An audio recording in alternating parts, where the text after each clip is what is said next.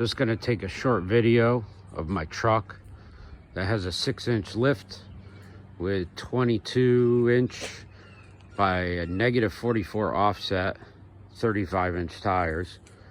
So I was actually having an issue steering this. I thought my rack and pinion was going. I'd actually have to use 2 hands to turn the wheel, but it turned out to be this piece that's part of the steering column, the steering shaft, and one way it moves and the other way was stiff, and that was the reason for the hard turning. I took the fender well out to get to it, and there's a bolt here, 13 millimeter. There's a bolt down at the rack and pinion, which is 13 millimeter.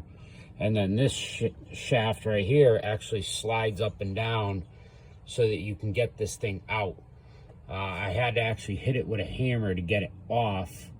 It was all rusted, cleaned it up, and then what you're seeing is never seized. I never seized it all. Took me about an hour.